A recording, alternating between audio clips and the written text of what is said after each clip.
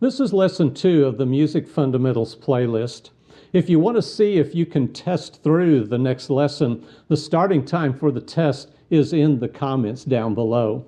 If you know this material, a link to the next lesson will be at the end after the test.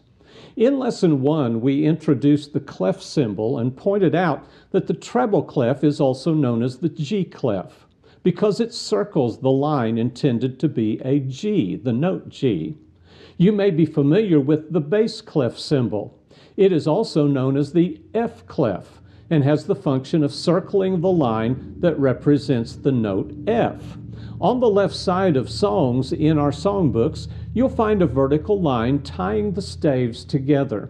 This line is known as a brace and tells us that all of the connected staves, the staves that are connected together by that line, they are to be sung or performed at the same time.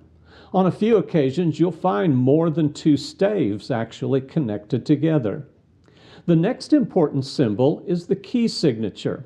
For now, you need to remember that the key of a song is the location of do in a major scale. When you learn to pitch songs with your pitch pipe, you will be blowing the key of the song, or do. In this example right here, the key is E flat. In this example, the key is B. And in this example, the key is A flat. These symbols tell the singer what key the song is in. That's important because it allows the scale being used for the notes to slide up or down. That allows the composers of songs to put a song together that won't be pitched too high or too low for the singer or singers. We'll explain more about that later. For now, just remember that the key of the song determines the location of do in a major scale. Notes are placed on the staff to indicate how high or low a pitch is to be sung. Note heads are placed on the intended line or space. So this note is on an E. Remember from lesson 1 that the lines are E, G, B, D, F. Every good boy does fine is the acronym to remember that. And the spaces are F, A, C, E, which spells out face. We move from E to F to G, then A, B, C, D, E, F. Think of the location as being the pitch of the note. Usually a line called a stem is attached to note heads. These provide a way to tell us how long the notes are to be sung. The more a note head has attached to it by way of a line and flags, the shorter the length of time that note will be sung. Think of the note head as having to carry all that baggage. The more baggage it has, the more it has to carry, and it tires out more quickly and has to stop. These are called flags. Eventually, we'll learn that every addition to a note head cuts its time in half. A note head that is not filled in is called a whole note. When we add a stem, it becomes a half note. When we fill in the note head, it becomes a quarter note. When we add a flag, it becomes an 1/8 note, and another flag makes it a 16th note. Remember that we just keep halving the time value with each feature added to the note.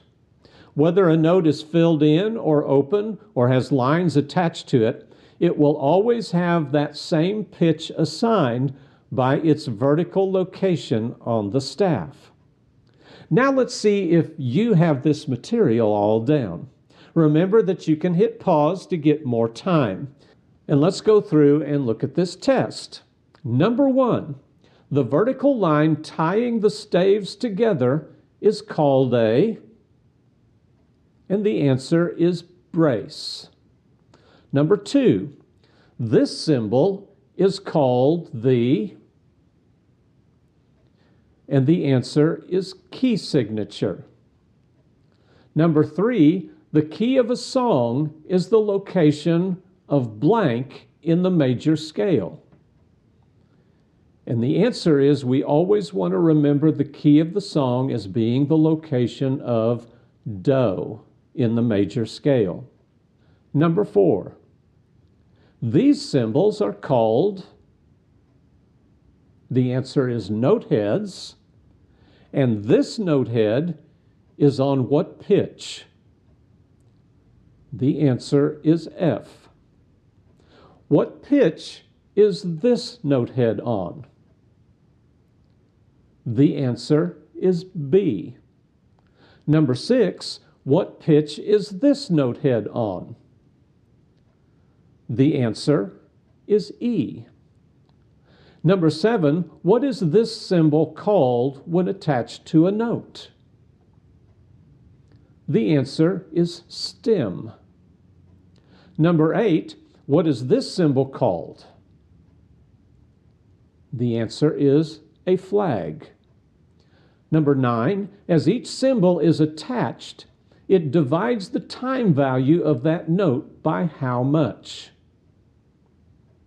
The answer is half. Now, if you've learned the material in this lesson, here's a link to the next lesson in this series.